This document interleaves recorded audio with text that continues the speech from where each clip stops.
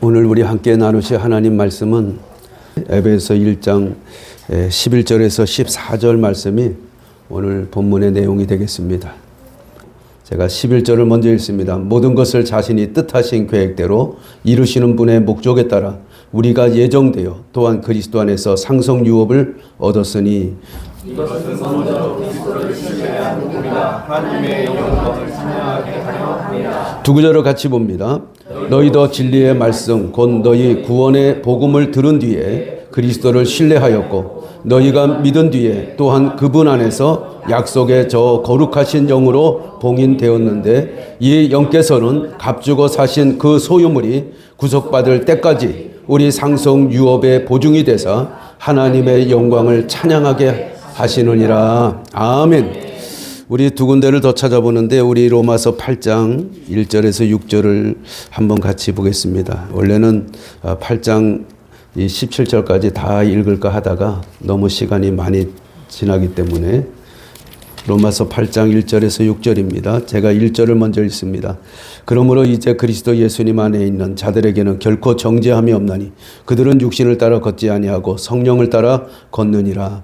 이는 그리스도 예수님 안에 있는 생명의 성령의 법이 죄와 사망의 법에서 나를 해방하였기 때문이라. 율법이 육신으로 말미암아 연약하여 할 수 없는 것을 하나님께서는 하셨나니 곧 죄로 인해 자신의 아들을 죄 많은 육신의 모양으로 보내사 그 육신 안의 죄를 정죄하셨느니라. 이것은 육신을 따라 걷지 아니하고 성령을 따라 걷는 우리 안에서 율법의 의가 성취되게 하려 함이니라. 육신을 따르는 자들은 육신의 일들을 생각하되 성령을 따르는 자들은 성령의 일들을 생각하나니 육신적으로 생각하는 것은 사망이요 영적으로 생각하는 것은 생명과 화평이니라. 우리 12절부터 17절까지 또 같이 교독합니다. 제가 12절을 읽습니다. 그러므로 형제들아 우리가 빚진 자들이지만 육신을 따라 살도록 육신에게 빚지지 아니하였느니라. 너희가 육신을 따라 살면 죽을 것이나 성령을 통해 몸의 행실을 죽이면 살리라. 하나님의 영에 의해 인도받는 자들은 다 하나님의 아들들이니 이는 너희가 다시 영에 이르게 하는 성령의 영을 받지 아니하고 양자 삼으시는 영을 받았기 때문이라. 그분을 의지하여 우리가 아바 아버지 하고 부르짖느니라. 두 구절을 같이 봅니다. 성령께서 친히 우리의 영과 더불어 우리가 하나님의 자녀인 것을 증언하시나니 자녀임은 또한 상속자 곧 하나님의 상속자요 그리스도와 함께하는 공동 상속자인데 우리가 그분과 함께 영광을 받기 위해 고난도 함께 당하면 그려하리라. 아멘. 할렐루야. 예. 지난주에 말씀하신 것처럼 하나님께서 우리에게 지혜와 분별력을 넘치게 주시는 이유가 있다고 했습니다. 하나님이 우리에게 지혜와 분별력을 넘치게 주신다. 넘치게. 뭐 조금 주는 게 아니라 넘치도록 주신다는 거예요. 넘치도록. 그 이유가 뭐예요? 하나님이 마지막 때 충만한 경륜이 이루어지는 때 하나님이 어떤 일을 하시는지 바로 예수 그리스도 안에서 하늘에 있는 것, 땅에 있는 것, 땅 아래에 있는 모든 것들을 다 하나로 모으는 것이 마지막 하나님께서 하시는 경륜이다. 네, 그 일을 통해서 하나님이 이 말씀을 우리에게 기록했다는 거예요. 그리고 그것을 볼 수 있도록 지혜와 분별력을 넘치도록 주셨다. 예수 그리스도 안에서 우리가 하나로 되어지는 것. 이 얼마나 놀라운 일인지 모릅니다. 여러분 우리가 주님 앞에 나아갈 그 위대한 소망. 우리가 이 땅에서는 정말 맛볼 수도 없는 상상할 수도 없는 그 하나님이 주실 영광을 바라보며 나아가는 우리 가족들이 되시기를 주님의 이름으로 축복을 드립니다. 빌립보서에 보면 바울은 2장 9절로 11절까지 그 하나님의 마지막 때에 일어날 경륜에 대해서 또 이렇게 기록한 것을 볼 수가 있습니다. 그러므로 하나님께서도 그분을 높이 올리시고 모든 이름 위에 있는 이름을 그분에게 주사 하늘에 있는 것들과 땅에 있는 것들과 땅 아래에 있는 것들의 모든 무릎이 예수라는 이름에 굴복하게 하시고 또 모든 혀가 예수 그리스도는 주시라고 시인하여 하나님 아버지께 영광을 돌리게 하셨느니라. 참 놀라운 일이에요. 이 일이 마지막 하나님의 그 경륜의 때가 충만히 차서 이루어질 때에 일어날 일임을 보여주고 있는 거예요. 이거는 하나님을 알지 못하면 아무리 이 땅에서 지혜를 가지고 지식을 가지고 산다 할지라도 알 수 없는 하나님의 신비라는 걸 믿으시기 바랍니다. 그 하나님의 신비예요. 신비. 그래서 우리가 오늘 11절에 보면 하나님의 그 뜻하신 계획에 대한 말씀을 다시 한번 바울 사도가 에베소 교회에 언급하는 것을 볼 수가 있어요. 오늘 11절을 한번 다시 한번 읽겠습니다. 11절 한번 같이 읽겠습니다. 모든 것을 자신이 뜻하신 계획대로 이루시는 분의 목적에 따라 우리가 예정되어 또한 그리스도 안에서 상속 유업을 얻었으니. 하나님께서 또 하나의 계획이 있다는 거예요. 그 안에 그 마지막 때 그 경륜에 충만히 이제 이루어지는 그때 전에 하나님이 우리에게 예비하신 계획이 있다는 거예요. 그 계획이 뭐냐면 우리가 1장 5절에서 봤던 내용을 다시 한번 바울이 하나님의 뜻하신 계획이라 하고 말씀하고 있어요. 1장 5절을 제가 잠깐 읽어보면 자신의 선하시고 기뻐하시는 뜻에 따라 우리를 예정하사 예수 그리스도를 통해 자신의 아이들로 입양하심으로써, 그러니까 하나님의 기뻐하시는 뜻, 그분의 선한 뜻을 따라 계획하신 것이 뭐냐면 우리들을 예수 그리스도 안에서 자신의 아이들로 입양하신 거예요. 입양이 하셨어요. 그래서 오늘 11절에 다시 한번 말씀하지만 우리가 어떤 사람들이 되는 것이 하나님의 계획인가 하는 것에 대해서 11절 마지막 부분에 이렇게 말씀합니다. 또한 그리스도 안에서 상속 유업을 얻었다. 그렇게 표현한 거예요. 상속 유업.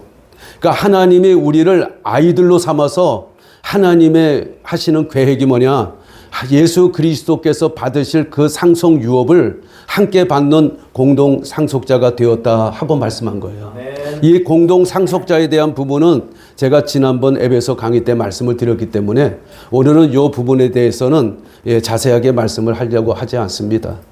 오늘은 오늘 본문 그 말씀을 통해서 이제 하나님의 뜻하신 그 계획, 하나님의 하시는 일이 무엇인가, 그리고 성령께서 하시는 일이 무엇인가, 이 부분에 대해서 좀 말씀을 드리려고 해요. 오늘은 하나님의 뜻하신 일, 그분이 이루시려고 하는 목적, 그 계획이 무엇인가, 우리가 이것을 알아야 될 것 같아요. 그러기 위해서 우리가 12절을 먼저 보면 12절에 이렇게 사도 바울은 말씀합니다. 이것은 먼저 그리스도를 신뢰한 우리가 하나님의 영광을 찬양하게 하려 함이니라. 그러니까 하나님이 우리를 아이들로 삼아서 상속 유업을 얻게 하는 것이 하나님의 계획 중에 하나인데 먼저 우리가 선행돼야 되는 것이 있다는 거예요. 먼저. 그런 하나님 앞에 아이들로 예정이 돼서 상속 유업을 받는 일이 일어나지만 그것이 하나님의 계획입니다. 그런데 그 먼저 하나님이 있어야 될 일이 무엇인가 하는 것을 12절에 말씀하고 있는 거예요. 먼저라는 말을 붙이고 있는 겁니다. 우선되는 것이 있어야 된다는 거예요. 그것이 뭐예요? 그리스도를 신뢰해야 된다는 거예요. 신뢰해야 된다. 그리스도를 먼저 우리가 신뢰해야 된다. 신뢰. 그 신뢰라는 말을 제가 찾아보니까 히브리어나 그리스어의 원어적 의미를 보면 흔들리지 않는 기초 위에 서 있는 것처럼 하나님을 절대적으로 의지하는 상태라고 그렇게 말하고 있습니다. 흔들리지 않는 기초, 거기에 서 있는 것처럼 하나님을 절대적으로 의지하는 상태에 오늘 에베소 1장 12절의 맥락을 살펴보면 바로 그 신뢰라는 것은 그리스도를 전적으로 의지할 뿐 아니라 소망을 두는 것을 의미하고 있는 것을 알 수가 있습니다. 다시 말해 그리스도를 신뢰한다는 것은 그분의 약속이 반드시 이루어질 것을 믿고 내 삶의 방향을 그분께 고정하는 것이다. 그렇게 말씀드릴 수 있는 거예요. 예수 그리스도께서 우리에게 하신 약속이 반드시 이루어질 것을 믿으라는 거예요. 그리고 그 믿음 안에서 우리 그리스도께 우리의 시선을 고정하며 살아가는 것, 그것이 바로 신뢰라고 말하고 있는 겁니다. 신뢰. 그러면 이 신뢰, 우리 그리스도를 신뢰하는 일이 어떻게 이루어질 수 있는지 여러분 13절에 설명하는 거예요. 13절에. 자, 13절을 우리 한 번 또 읽어보겠습니다. 다 같이 읽습니다. 시작. 너희도 진리의 말씀 곧 너희 구원의 복음을 들은 뒤에 그리스도를 신뢰하였고 너희가 믿은 뒤에 또한 그분 안에서 약속의 저 거룩하신 영으로 봉인되었는데 라고 했어요. 그러니까 우리가 먼저 그리스도를 신뢰해야 되는 일이 생겨져야 되는데 우리가 그리스도를 신뢰하기 위해서 또 하나 선행돼야 될 일이 있다는 거예요. 그게 뭐예요, 여러분? 진리의 말씀, 곧 복음을 들어야 된다는 거예요. 진리의 말씀. 하나님의 말씀을 들어야 된다는 거예요. 그 하나님의 말씀 중에서도 복음을 들어야 이런 일이 생겨질 수 있다는 걸 말씀해 주고 있는 걸 알 수가 있어요. 진리의 말씀. 여러분, 우리가 잘못되고 생각을 갖고 있는 게 참 많습니다. 착각하며 살아가는 것이 참 우리 기독교 안에 너무 많이 있는 것을 볼 수가 있어요. 그것 중에 하나가 뭐예요? 우리가 어떻게 구원을 받았는가에 대해서 말씀할 때 우리는 예수님을 믿고 구원받았다고 하지만은 우리는 주일 성수를 잘해야 구원받는다는 것으로 착각하며 사는 사람이 굉장히 많습니다. 11조를 잘해야 되고 헌금을 잘해야 되고 봉사를 열심히 해야 되고 모든 기도에 정말 빠지지 않고 참여해야 여러분 새벽 기도 열심히 해야 우리가 구원받은 것처럼 착각하며 살아갈 수 있다는 거예요. 또 우리가 베풀고 나누는 선한 삶을 살아가야 그것이 우리의 구원이라고 생각하며 사는 사람도 굉장히 많습니다. 제가 그 유튜브에 한 목사님이 이제 설교하는 가운데 자기가 아는 한 권사님이 자기한테 와서 이런 고백을 하더라는 거예요. 무슨 고백을 했냐면, 목사님, 저는 구원이 제가 열심히 봉사함으로 생겨지는 것으로 생각을 했습니다. 제가 이 봉사를 했는데 교회를 나오면서 목사님이 신방으로 오셔서 하시는 말씀이 권사님은 봉사의 은사가 있습니다 하는 말 때문에 30년 동안 주방에서 봉사를 했다는 거예요. 봉사의 은사가 있습니다. 이 말 한마디 때문에 30년 동안 복음이 뭔지 알지 못하고 30년간 봉사함으로써 내가 구원받는 것으로 생각을 했다는 거예요. 그런데 어느 날 방송에서 나오는 복음이라는 말씀을 듣고 이 권사님이 깨달은 것입니다. 내가 지금까지 헛 믿었다는 거. 여러분, 아무리 우리가 선행을 해도 구원받을 수 없다는 걸 기억하셔야 합니다.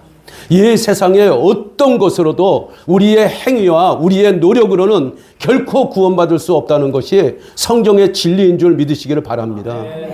우리가 구원받는 것은 오직 뭐예요? 복음입니다. 복음. 그 복음이 뭐예요, 여러분? 우리가 기도를 많이 해야 된다, 복음이 아닙니다, 여러분. 봉사를 열심히 해야 된다, 복음 아닙니다. 내가 착해야 된다, 복음 아니에요, 여러분. 아멘이십니까?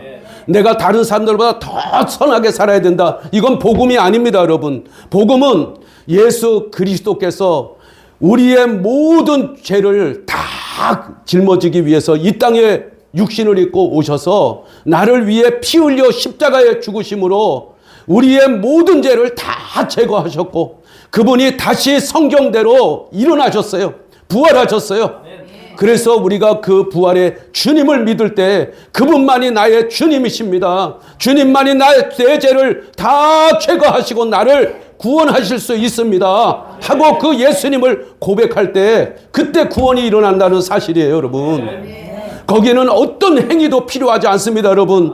하나님이 우리를 위해서 하신 그 약속이에요, 약속. 하나님이 이루신 약속입니다, 여러분. 예수님이 이 땅에 오시는 것은 사람이 원해서가 아니에요. 하나님이 원해서 예수님을 이 땅에 보내신 거예요. 그리고 그분이 죽으시고 살아나셔서 우리를 위하여 모든 일을 하셨습니다. 모든 일을 하셨어요. 그런데 하나님께서 그 예수님을 우리가 믿기만 하면이에요. 믿기만 하면. 할렐루야. 그러면 그 믿음에 의해서 우리가 은혜로 말미암아 구원을 선물로 받는다고 하나님 약속한 게 구원입니다, 여러분. 이것이 복음이에요. 제가 고린도전서 15장 3절에서 4절의 말씀에 보면 바울이 이 부분에 대해서 자세하게 고백하고 있잖아요. 우리가 먼저 받은 것이 있어요. 그것이 뭐냐면 예수 그리스도께서 성경대로 죽으신 지 사흘 동안 이 땅의 무덤에 묻히셨다가 성경에서 다시 일어나셔서 부활하셔서 그분이 우리를 구원했다 하는 것이 바로 복음이라고 바울이 고린도전서 15장 3절과 4절에 정확하게 얘기하는 거예요. 우리도 그 복음을 들었다는 거예요. 그 복음. 오늘 본문 12절에 보면 바울은 이렇게 말씀합니다. 이것은 먼저 그리스도를 신뢰한 우리가 누구예요? 바울이잖아요. 바울이 포함된 사람들이에요. 그런데 이들은 에베소 교인들이 아닙니다. 에베소 교회가 세워지기 전에 나와 함께 예수님을 믿었던 사람들을 의미하는 거예요. 우리가 그 복음을 듣고 우리가 예수님을 신뢰하는 일이 일어났다는 거예요. 신뢰하는 일. 할렐루야. 예수님의 약속이 온전하다는 것을 믿고 그 예수님께 우리의 시선을 고정시키며 살아가는 이것이 신뢰라고 했잖아요. 이런 일이 우리에게 일어났다. 그러므로 너희에게도 똑같은 일이 일어나야 된다는 거예요. 너희에게도. 그러니까 이 에베소 교인들에게도 똑같은 일이 일어났는데 너희도 그 진리의 말씀 곧 하나님의 복음을 듣고 예수 그리스도를 신뢰하는 일이 일어났다는 거예요. 예수님을 신뢰하는 일이. 할렐루야. 성경은 우리에게 너무나 놀라운 진리들을 많이 말씀하고 있는 것을 알 수가 있어요. 그래서 다시 한번 말씀드리지만 구원이라는 것은 로마서 10장 9절에서 10절에 말씀한 것이 구원의 진리라고 볼 수가 있는 겁니다. 여러분, 구원은 복음을 듣고 어떻게 구원받을 수 있는지 바로 그것이 로마서 10장 9절과 10절에 말씀한 거예요. 그 첫 번째가 뭐예요? 시인해야 한다는 거예요. 시인해야 된다는 거예요. 로마서 10장 9절에 보면 이렇게 말씀합니다.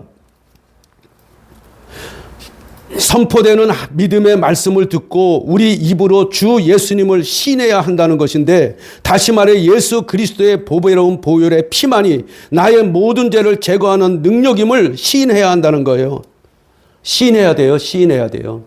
사도행전 4장 12절 말씀처럼 다른 사람 안에는 구원이 없나니 하늘 아래에 우리를 구원할 다른 어떤 이름도 예수 그리스도 외에는 없습니다. 그걸 시인해야 된다는 거예요. 그래서 주여 나를 구원하여 주옵소서, 나를 구원하여 주옵소서 하고 시인해야 된다는 거예요, 여러분. 아멘이십니까?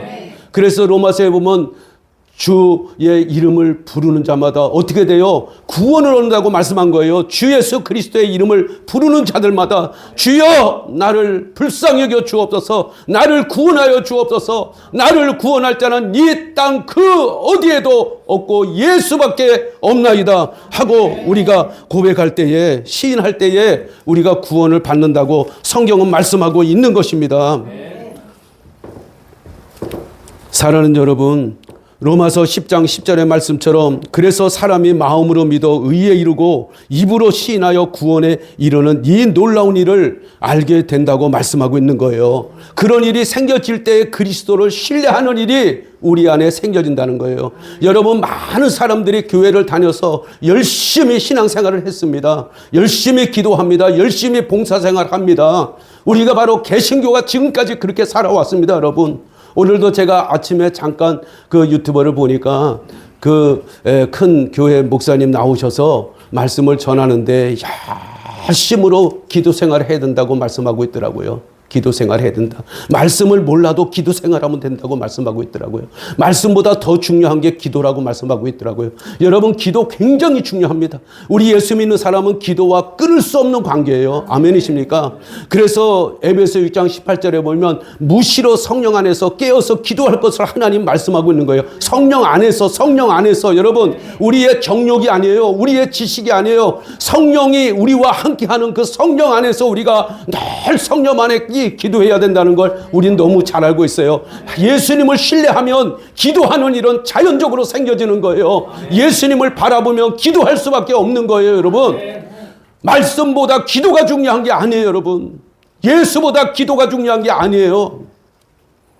우리가 이 구원을 받을 때, 예수님을 신뢰하는 일이 일어날 때 자연적으로 기도가 되어진다는 걸 보여주고 있는 겁니다, 여러분. 사랑하는 여러분, 지난주에도 말씀을 드렸지만 하나님께서는 이 복음을 들어야, 그 복음을 듣고 그 복음을 믿어서 비로소 그리스도를 신뢰하는 일이 생겨지기 때문에 고린도전서 1장 21절에 보면 하나님께서 세상에서는 미련하게 보이는 세상 사람들의 지혜로는 미련하게 보이는 복음 전도를 통해서 하나님이 지혜로 일하셨다고 말씀하고 있는 거예요. 복음 전도, 복음 전도. 아멘이십니까? 우리가 오늘 본문에도 보니까 하나님의 아이들로 예정이 됐다는 말을 우리가 들을 때 예정이라는 말이 나오면 칼빈주의를 제일 먼저 떠올리게 됩니다. 저도 칼빈주의 속에서 자라왔습니다. 제가 합동치이기 때문에 뭐 칼빈주의예요, 칼빈주의. 그런데 이 칼빈이 말하는 것은 하나님이 창조 전에 이미 어떤 사람을 예정했다 그래요. 구원받을 자를 다 이미 예정했다는 거예요. 이미 다 구원받을 자들 예정했다. 이 예정은 그런 예정이 아니라고 말씀했잖아요. 아멘이십니까? 여러분, 하나님이 구원받을 자를 이미 다 예정했다면 칼빈의 말대로 뭐하러 복음을 전해요, 여러분? 복음 전할 이유가 어디에 있습니까? 그렇지 않아요? 하나님이 복음 전할 자들을 왜 부르셔요?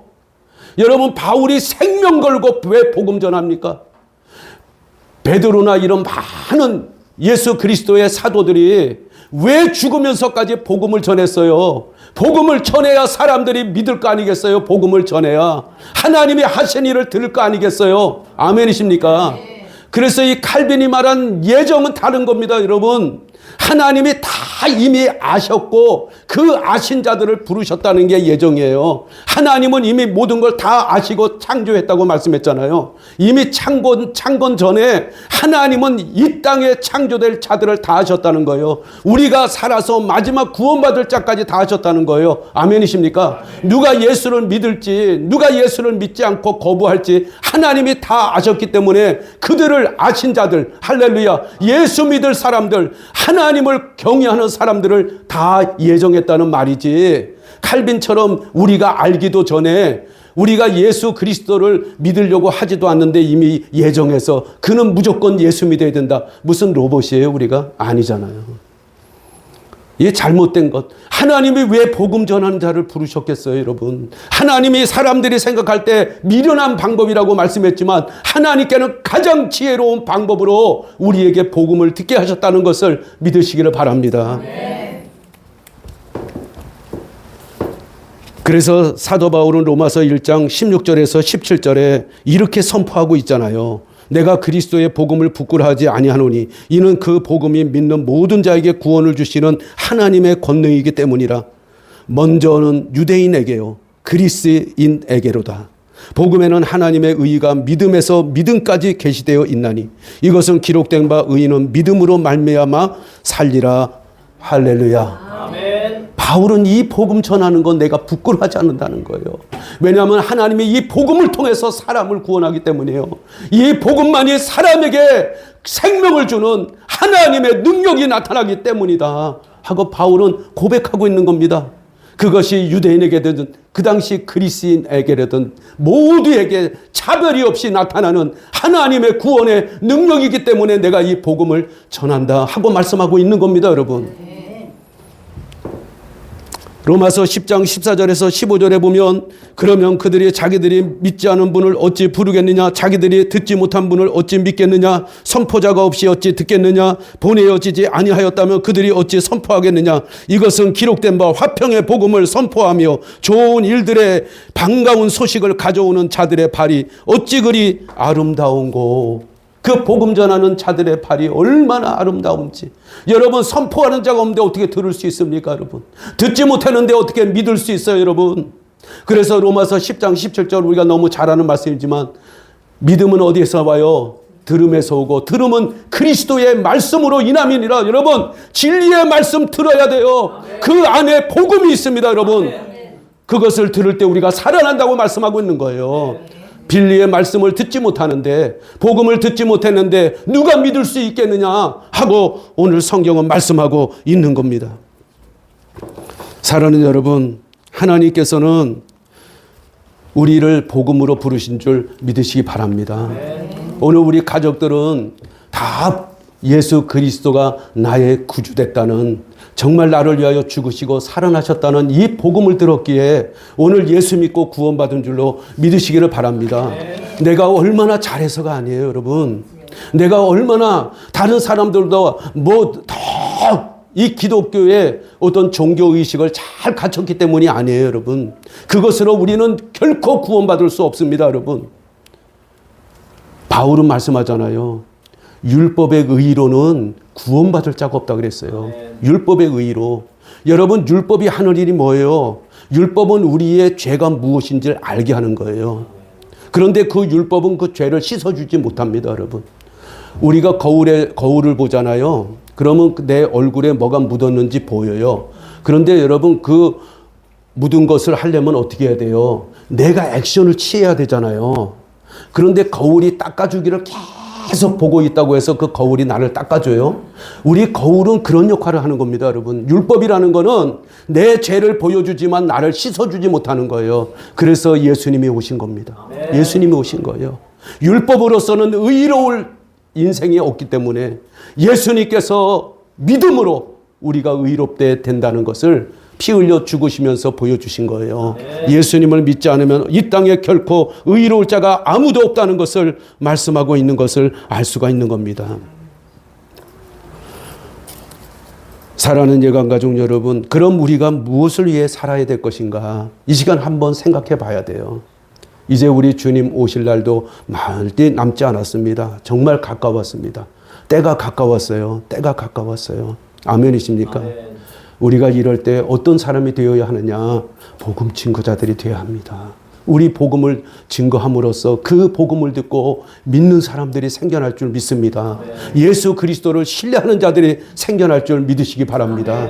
그래서 우리는 어디를 갔든지 때를 얻든지 못 얻든지 사람들이 듣든지 안 듣든지 예수 그리스도 복음을 전하다 보면 하나님께서 성령으로 그 복음을 통해 일하신다는 걸 보게 될 거예요. 우리 가족들은 복음 전하는 일꾼들이 되시기를 주님의 이름으로 축복을 드립니다. 또 하나는 우리가 복음을 드린 뒤에 그리스도를 신뢰하게 되고 믿게 됨으로 일어나는 놀라운 일을 13절에 기록하고 있습니다. 우리가 그리스도를 믿고 복음을 듣고 우리 그리스도를 믿게 됩니다, 여러분. 그리고 우리가 그리스도를 신뢰하게 될 때에 일어나는 놀라운 일을 오늘 13절에 이렇게 기록하고 있어요. 한 번 더 읽겠습니다. 다 같이 읽습니다. 시작. 말씀 곧 너희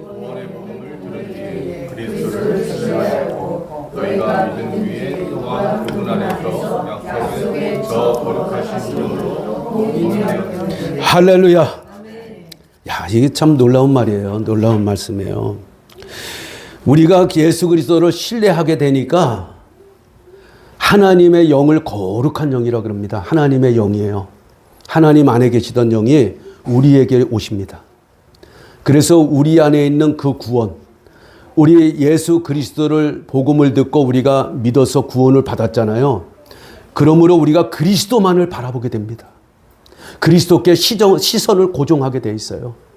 그런 사람들을 성령께서 오셔서 어떻게 하냐면 그 구원이 빠져나가지 못하도록. 아멘이십니까? 아멘.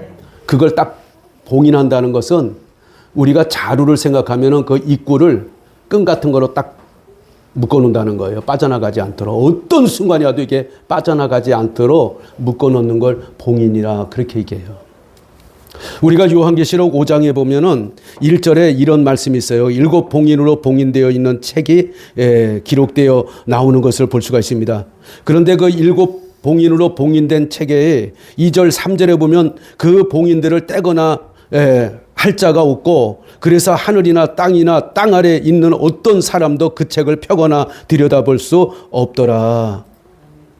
그러니까 이 봉인한 책이 나오는데 이 봉인한 책을 뗄 자가 없다는 거예요. 뗄 자가 없어요. 그러니까 7 인봉한 책은 7 봉인으로 되어 있는 책이라는 거예요. 누구도 열 수가 없어요. 그래서 요한이 하늘도 보고 땅도 보고 땅 아래도 봤는데 그것을 받아서 뗄 자가 없다 그래서 요한이 많이 울었잖아요. 크게 울었더라. 그런데 다윗의 사자 중에 어린 양 대신 예수께서 이기셨도다 하고 그 봉인을 책을 받기에 합당하도다. 그러죠? 그래서 그 봉인한 책을 받아서 예수님이 그걸 떼어요.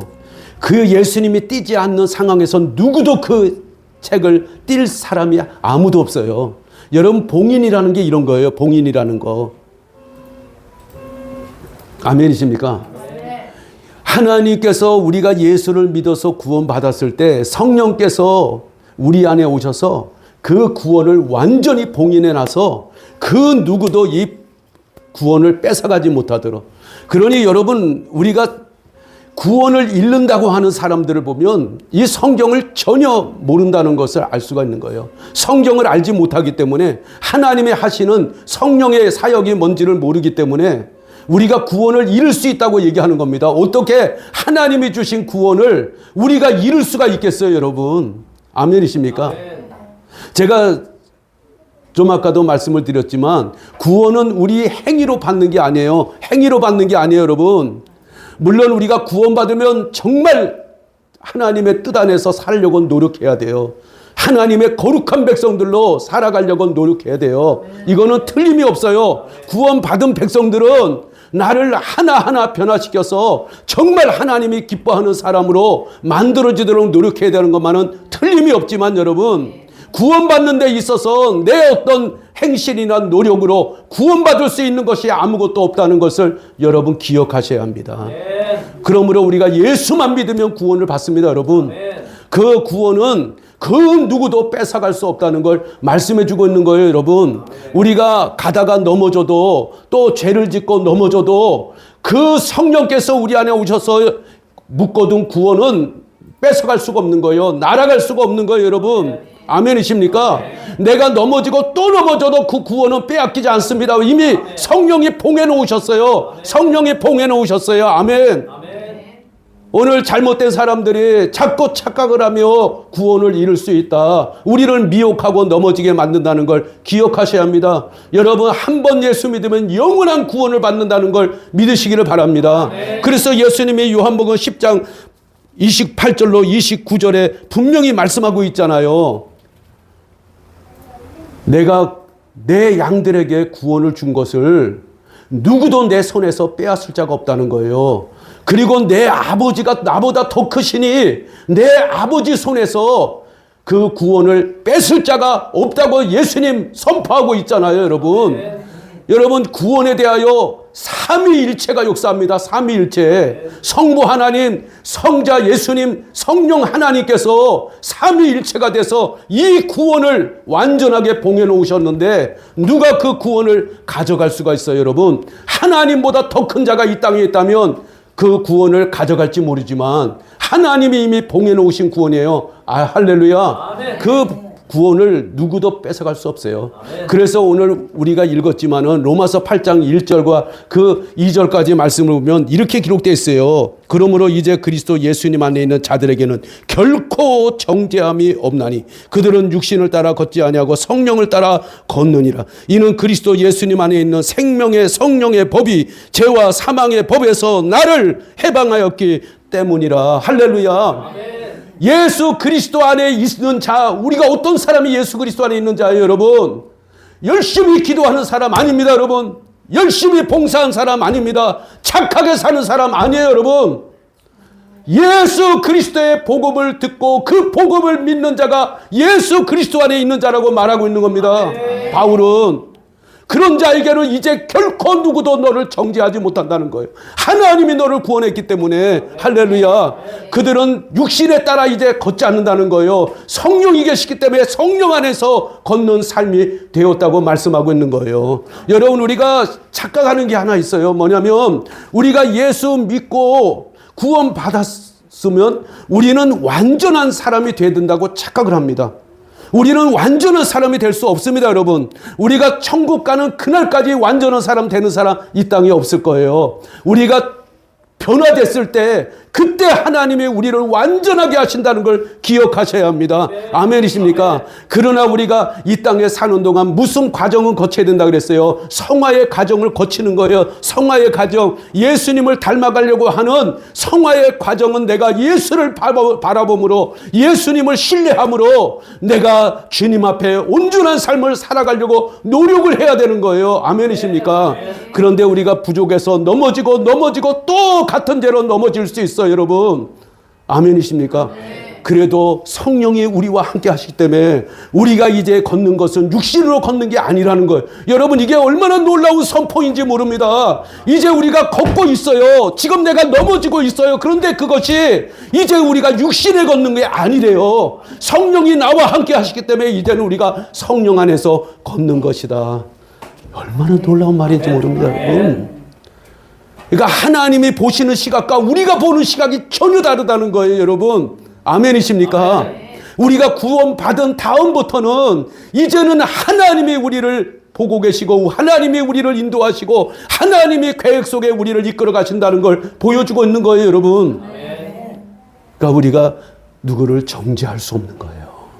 오늘 본문 로마서 8장 1절에 분명히 말씀하잖아요. 그러므로 이제 그리스도 예수님 안에 있는 자들에게는 결코 정죄함이 없다고 성령께서 선포하십니다. 결코 정죄함이 없다. 왜냐하면 우리가 이미 생명의 성령의 법이 죄와 사망의 법에서 우리를 어떻게 했기 때문이에요? 구원했기 때문이라는 거예요. 구원했기 때문이에요. 여러분, 구원받을 것이라는 게 아니에요. 앞으로 구원받을 것이기 때문이가 아니라 구원했기 때문입니다. 구원했기 때문에. 할렐루야. 내가 예수 믿는 순간 내 이름이 어디에 올라가 있어요? 하나님의 생명책에 이미 기록이 되어 있습니다, 여러분. 아멘이십니까? 우리 자리가 어디에 있어요? 이미 하나님 셋째 하늘에 새 예루살렘 성에 내 자리가 딱 기록되어 있다니까요. 아멘이십니까? 그러니까 여러분이 딱 먼저 죽으면, 우리가 휴거되지 않고 죽으면 우리가 어디 가요? 그 셋째 하늘에 하나님이 예수님께서 나를 위해서 예비하신 처소 있잖아요. 우리가 글로 들어갑니다. 글로 들어가요. 할렐루야. 이것이 바로 성령이 우리를 위해서 하시는 봉인이에요. 성령께서 우리를 지켜주시는데, 우리를 딱 보호하고 있는데 누가 감히 그 구원에서 우리를 뺏어갈 자가 있겠느냐. 이게 봉인입니다. 봉인. 성령이 우리를 딱 봉인해 버리니까 그 구원이 빠져나갈 수가 없는 거예요. 빠져나갈 수가 없어요, 여러분. 아멘이십니까? 로마서 8장 9절 말씀에 그러나 너희 안에 하나님의 영께서 거하시면 너희가 육신 안에 있지 아니하고 성령 안에 있나니. 이게 같은 말씀이에요. 너희가 거룩한 영께서 너희 안에 거하면 너희가 이제는 육신 안에 있지 않다는 거예요. 성령 안에 있다는 거예요. 성령 안에. 할렐루야. 성령께서 나를 인도하시고 주관하시고 내 삶을 온전하게 만들어 가실 줄로 믿으시기를 바랍니다. 이 진리를 알면 우리가 흔들리지 않습니다. 우리가 넘어졌다 할지라도 다시 일어나는 오뚜기와 같은 인생을 살게 되는 줄로 믿으시기 바랍니다. 그래서 잠언에 보면 뭐라 그래요? 의인은 7번 넘어져도 8번째 일어나. 아니, 의인인데 7번 넘어진대. 이게 뭐 의인이에요? 우리가 볼 땐 그런데 하나님 보실 때 의인은요, 이미 한 번 의인이라는 거예요. 할렐루야. 그는 7번을 넘어져도 또 일어나는 것이 의인의 삶이다. 우리 믿음의 삶이 그렇습니다, 여러분. 제가 예수 믿으면서 정말 저도 같은 죄를 많이 반복해서 집니다. 생각도 그렇게 합니다. 그런데 지금 와서 보면 제가 많이 바뀌어졌어요. 정말이에요. 많이 바뀌어졌어요. 아멘이십니까? 사랑하는 여러분, 하나님이 바꾸십니다. 성령께서 바꾸십니다. 그분의 거룩한 신부가 되기 위해서 성령께서 우리 안에서 우리를 조명하시고 우리를 바꿔 가시는 줄 믿으시기를 바랍니다.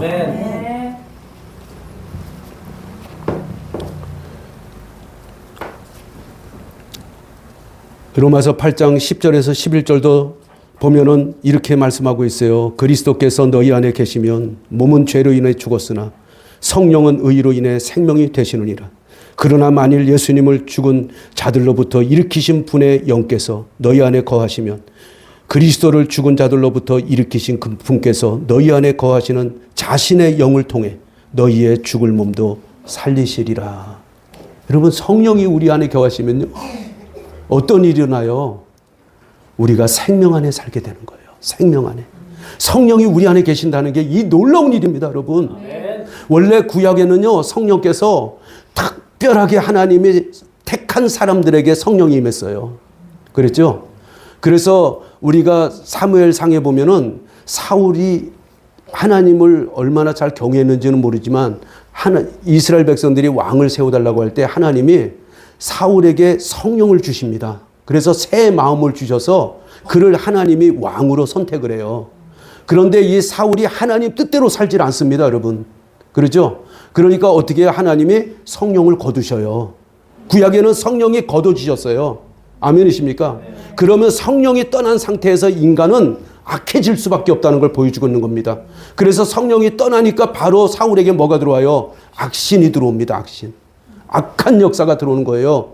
그런데 여러분, 우리가 시편 51편에 보면 다윗이 밧세바를 취하고 나서 죄를 지은 거에 대해서 통회하며 자복하는 내용에 다윗이 거기서도 기록합니다. 주의 성신을 내게서 어떻게 해요? 거두지 마옵소서. 여러분, 그때 구약은 성신이 왔다가도 죄를 짓거나 하나님 뜻대로 살지 않을 때 성령이 떠나버려요. 아멘이십니까? 그런데 예수님이 부활하시고 오순절날 성령이 강림하신 이후에는 그 교회 안에 계시는 성령은 영원토록 함께 하십니다. 영원토록 함께 하십니다. 할렐루야. 이것이 놀라운 일이에요, 여러분. 성령이 떠날 수가 없습니다, 여러분. 성령이 계시는 그것이 하나님의 전인 줄 믿으시기 바랍니다. 우리가 성령이 거하시기 때문에 내 육신은 비록 좀 죄를 짓는다 할지라도 성령께서 나를 거룩하게 하시고 성령께서 생명의 길로 나를 걷게 하시고 그 성령이 나를 온전하게 만드시는 줄 믿으시기 바랍니다. 할렐루야. 사람으로서는 참 안타까울 때가 있지요. 왜 이렇게 빨리 변화되지 못할까? 왜 이렇게 더딜까? 여러분, 우리 인간 삶에서도 보면 우리 자녀들이 빨리 변하면 얼마나 좋겠어요. 말한 대로 듣고 잘 살면 얼마나 좋겠어요. 그렇다고 해서 그 자식 버려요, 여러분? 그 자식, 너 내 자식 아니야. 너 호적에서 파버릴 거야. 그런다고 그 자식 아닙니까, 여러분? 아니잖아요. 아무리 잘못돼도 그 자식 내 자식입니다, 여러분. 아멘이십니까? 그래서 이 자식이 잘 되기를 바라는 게 부모의 마음이잖아요. 오늘 성령님도 마찬가지예요. 우리 안에 오셨어요. 그런데 우리 육신이 원래 잿덩어리입니다. 이 육신이 잿덩어리예요, 여러분. 아멘이십니까? 예수님 믿고 성령이 내 안에 계시는데도 이 육신은 자기 마음대로 살아가려고 노력합니다, 여러분. 그래서 이 잿덩어리 육신을 하나님께서 멸하시는 거예요. 멸하시는 거예요, 여러분. 아멘이십니까? 사랑하는 여러분, 성령은 내 안에 오셔서 하시는 일이 무엇이냐? 우리의 구원을 완전하게 봉인하시는 거예요. 누구도 뺏어가지 못하도록. 할렐루야. 두 번째로 봉인했다는 말을 또 하나 우리가 다른 표현으로 사용하면 인쳤다는 말이에요.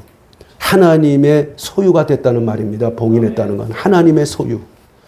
우리가 요한계시록 7장에 가면은 1절에 보니까 입 맞는 사람이 나와요. 입 맞는 사람.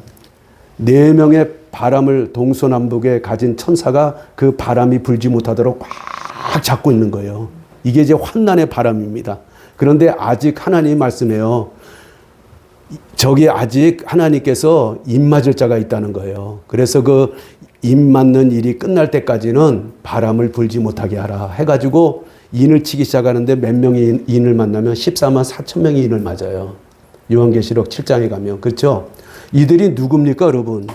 그들이 인을 맞고 어떻게 됐다 그랬어요? 봉인됐다 그랬어요. 봉인이 돼버렸어요. 무엇으로 봉인이 돼요? 하나님의 소유라고 봉인이 된 거예요. 이 말씀을 우리가 계시록 13장에 가면은 666이라는 숫자가 나오죠. 짐승의 수가 나옵니다. 이들도 인을 칩니다. 그렇죠? 그런데 이 짐승의 숫자 666에 인을 맞으면 누구 소유가 돼요? 짐승의 소유, 마귀의 소유가 되는 거예요. 여러분, 누구의 소유가 되기를 원하세요? 우리가 하나님 성령이 임한 사람은 하나님의 소유예요. 하나님의 사람이에요. 할렐루야.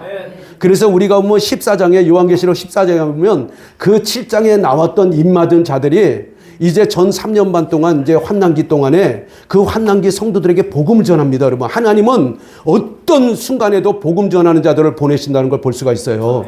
14만 4천 명을 복음을 전해요. 그런데 그들이 요한계시록 14장에 가면 어디에 서 있어요? 하나님 보좌 앞에 다 서 있어요. 그들이 다 하나님 앞에 휴거가 됐는지 아니면 순교해서 올라가는지 모르지만 이미 셋째 하늘에 다 올라가 있는 걸 보여줍니다. 이들은 복음 전하는 이스라엘 12지파에서 12,000명씩 선발된 사람들이지 저 여호와의 증인들이나 신천지가 말하는 구원받은 숫자가 아니라는 걸 여러분 기억하셔야 돼요. 이 거짓된 자들 14만 4천 명만 구원을 받는다고 이렇게 사람들을 호도해가지고 거짓된 일을 하는 사람들, 여기에 미혹되면 안 되는 거예요, 여러분. 이들은 환난기 성도들을 위해서 복음 전하기 위해서 부름받은 특별히 이스라엘 민족 중에 뽑아 세운 일꾼들이죠. 할렐루야. 중요한 게 뭐예요? 하나님의 표식을 받는 겁니다, 여러분. 우리가 옛날에 서부 영화 같은 데 오면 이 소를 많이 이제 사육을 했잖아요.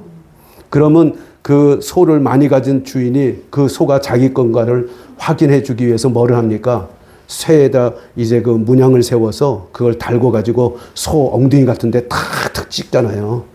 그러면 다른 사람이 아무리 그 소가 자기 거라고 우기려고 해도 우길 수가 없어요. 그러죠?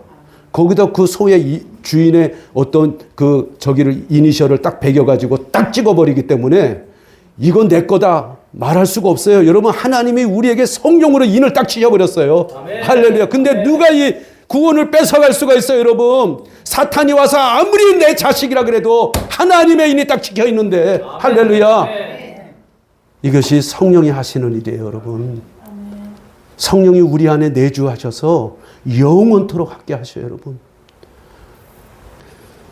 사랑하는 여러분, 우리가 분명히 알아야 될 것은 나의 구원자 오직 예수 그리스도, 그분만이 나의 구원이시라는 걸 늘 고백하며 믿음으로 살아가는 것, 그것이 바로 하나님이 우리에게 주신 놀라운 은혜의 삶이라는 걸 꼭 기억하시기를 주님의 이름으로 축복을 드립니다.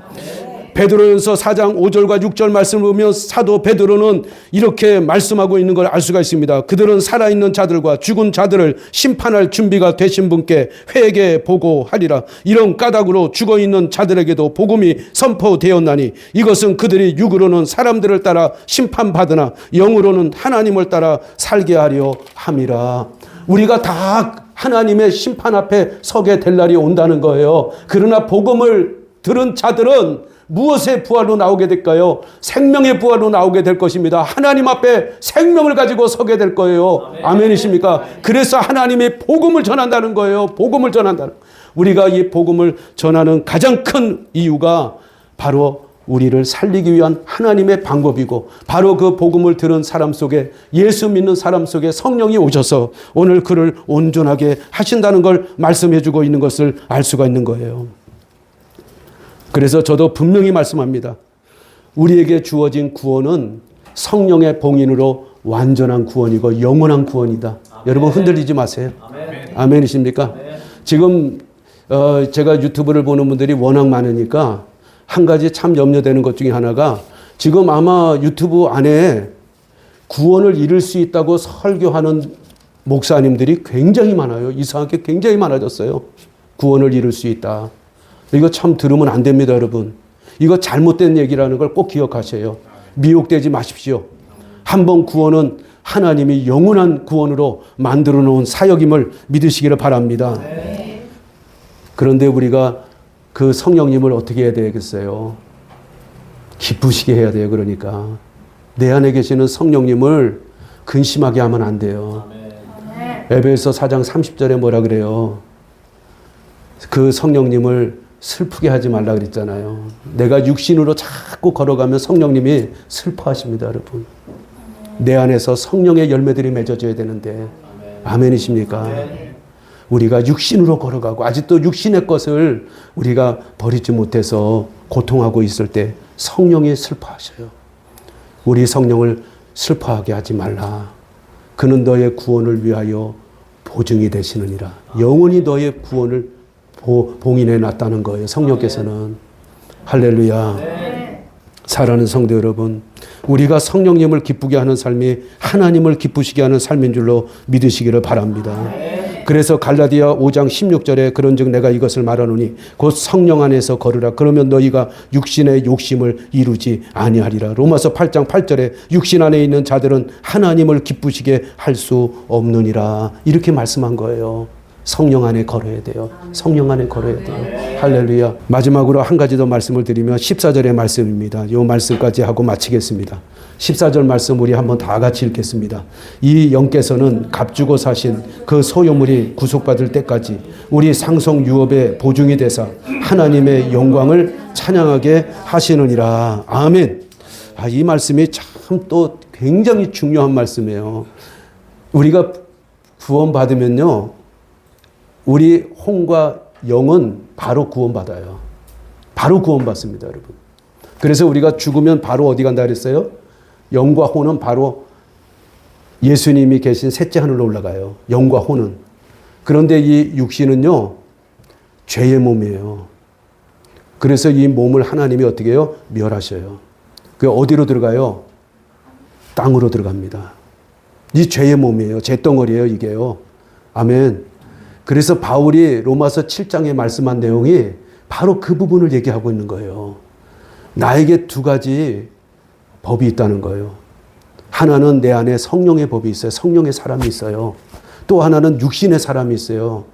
근데 내가 정말 원하는 거는 하나님의 뜻대로, 하나님의 법대로 성령의 뜻 안에서 살아가기를 원하는 거예요. 제가 말씀을 드렸잖아요. 그죠? 성령 안에서 살아가는 것이 내가 정말 원하는 거예요. 그런데 내 안에 다른 법이 하나 있는데 그게 뭐냐면 육신의 법이에요. 이것은 내가 원하는 법과 반대로 살려고 한다는 거예요. 이 육신이. 그래서 내가 원하는 하나님이 기뻐하는 삶으로 나를 끌어가지 아니하고 나를 어디로 이끌어가요? 원하지 않는 삶으로 이끌어가는도다. 아멘. 이 죄성은 우리가 아무리 성령 안에서 깨끗하게 하려고 해도 깨끗해질 수가 없어요, 여러분. 그래서 하나님이 이 육신을 멸하셔요. 아멘이십니까? 그래서 그것이 다시 새로운 것을 입어야 돼요. 새로운 거. 바울은 그것을 고린도전서 15장 50절부터 말씀하는 거예요. 불갑을 썩을 것이 썩지 아니할 것을 입는 날이 온다는 거예요. 죽을 것이 불갑을 죽지 않을 것이 입는 날이 온다는 것. 새로운 것을 입는 날이 온다는 거예요, 여러분. 이 썩을 몸, 이 죽을 몸, 이 죄악의 몸이 하나님의 거룩한 몸으로 다시 부활할 날이 온다는 거예요, 여러분.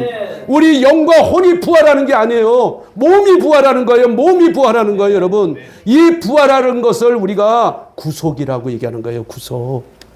그러니까 성령이 우리 안에 계시는데 우리가 죽으면 바로 하나님의 나라에 가잖아요, 영과 혼이. 그런데 우리 육과는 떨어져 있잖아요, 이 죄덩어리이기 때문에. 그런데 이 죄덩어리가 하나님의 은혜로 예수 믿은 사람들은 이 죄를 예수님이 다 십자가에서 피 흘려서 그 몸이 죽으셨잖아요, 여러분. 아멘이십니까? 네.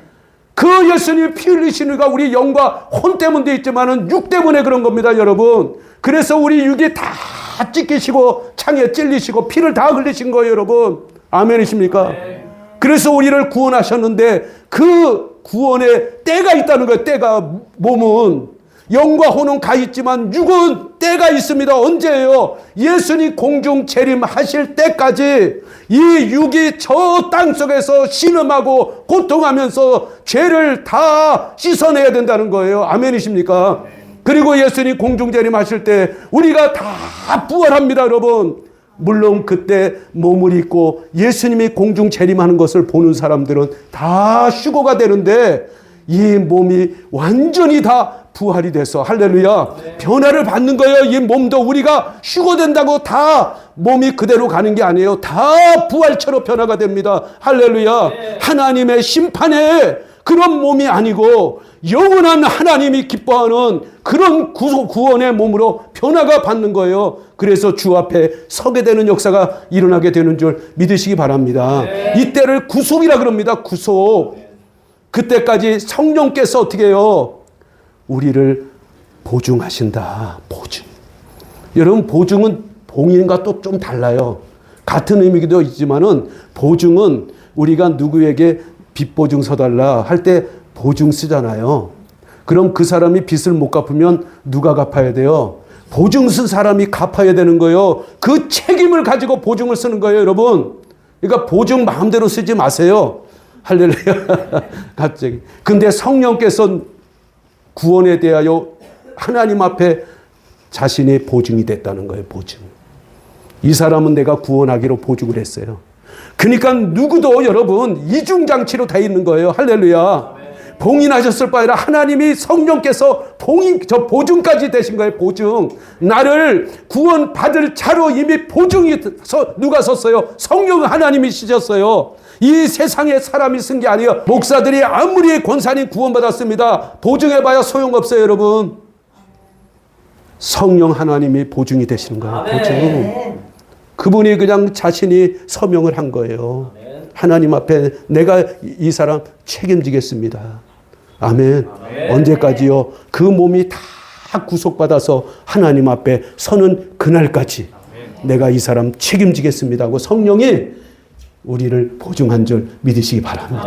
오늘 말씀이 바로 그 일이에요. 그러니까 성령 하나님이 이 땅에 오셔서 하신 일이, 예수님은 심판에 대하여, 죄에 대하여, 의에 대하여 말씀한다고 했지만은 성령이 얼마나 위대한 일을 하고 계시는 줄 여러분 아셔야 돼요. 성령은 창조 때부터 함께 하셨어요, 여러분. 아멘이십니까? 우리가 창세기 1장 2절에도 보면 이 하나님이 땅을 창조할 때 이 땅이 아직 어둠 속에 있었어요. 그때 이미 그 땅을 다 관찰하고 계신 분이 누구였어요? 성령 하나님이셨어요. 성령 하나님, 할렐루야. 성령은 언제나 함께 하셨어요. 성령은 언제나 함께 하셨어요. 할렐루야. 그 성령은 마지막까지 함께 하실 거예요. 그래서 우리를 영원한 예수 믿는 사람을 구원의 자리로 인도해 가시는 성령 하나님의 은혜. 그러니까 우리가 7년 환난이라는 건 여러분, 이 성령께서 교회와 함께 올라가는 때를 말합니다. 그러면 성령이 안 계실 때 이 땅은 악으로 가득해진다는 걸 말하고 있는 거예요. 아멘이십니까? 그래서 그걸 우리가 더 무서운 심판의 때라고 말하고 있는 겁니다. 그래서 우리는 성령 안에서 정말 늘 기뻐하고, 정말 성령 안에서 감사하고, 성령 안에서 찬양하면서, 할렐루야. 오늘 하나님이 그 성령 안에서 계획한 일이 뭐예요? 우리를 아들로 예정해서 상속자를 삼으신 그 이유를 뭐라 그래요? 12절과 14절에 제가 읽고 마치겠습니다. 12절에도 보면 뭐라고 말씀하고 있습니까? 하나님의 영광을 찬양하게 하려 함이라. 14절에도 뭐라 그래요? 하나님의 영광을 찬양하게 하려 하시느니라. 하나님의 영광을 찬양하는 삶을 살아가도록 하나님이 이런 일을 계획하셨다고 말하는 거예요. 이런 일을 계획하셨다. 그 일이 하나님의 뜻 안에서 다 이루실 것을 하나님은 이미 아셨어요. 아멘이십니까? 사랑하는 여러분, 우리가 이 한 주간 뭐 해야 돼요? 복음 증거하고 찬양하며 사시기 바랍니다. 하나님의 은혜를 찬양하며 사시기 바랍니다. 내 감정과 상관없이 여러분, 내 감정 이거 별거 아니에요, 여러분. 하나님이 내게 주신 은혜를 믿는다면 정말 내 감정에 휘둘리면 안 됩니다. 할렐루야. 그 하나님이 주신 은혜를 늘 찬양하면서 여러분의 삶을 정말 새롭게 하고 하나님이 기뻐하는 그런 삶으로 나아가는 한 주간이 될 수 있기를 예수 이름으로 축복을 드립니다. 기도하겠습니다. 사랑하는 아버지 하나님, 저희들은 할 수 없습니다. 우리 하나님이 다 하셨고 우리는 오직 그것을 믿는 것에 불과하지만 하나님은 그 믿는 것 한 가지만 가지고 우리에게 너무나 놀라운 일을 하신 것을 알 수가 있습니다. 아버지여, 이 은혜 우리가 잊지 않기를 원합니다. 비록 우리가 넘어지고 또 넘어질지라도 우리 하나님께서 우리에게 보내주신 성령을 통하여 우리가 날마다 새롭게 되고 있음을, 성령 안에서 걸어가고 있음을 깨닫게 하여 주시옵시고, 예수 그리스도 안에 있는 자에게는 결코 정죄함이 없나니 이 말씀을 믿고 확신함으로 우리 성령님의 정말 그 뜻을 우리가 깨달아 알 수 있도록, 그리하여 우리가 성령님을 슬프게 하는 자가 아니라 성령의 열매를 맺어 성령님을 기쁘시게 하고 하나님을 기쁘시게 하는 그리스도의 사람들이 다 되게 하여 주시기를 원합니다. 무엇보다 우리가 이 한 주간도 걸어갈 때 예수 그리스도 안에서 예수를 신뢰하며 오직 믿음으로 걸어가는 한 주간이 되게 하여 주시옵소서. 아버지께 감사와 영광과 찬송과 존귀를 드리었고 우리의 구원이시며 소망이시며 생명 되시며 우리의 신뢰가 되신 우리 주 예수 그리스도의 이름으로 감사하며 기도드리옵나이다. 아멘.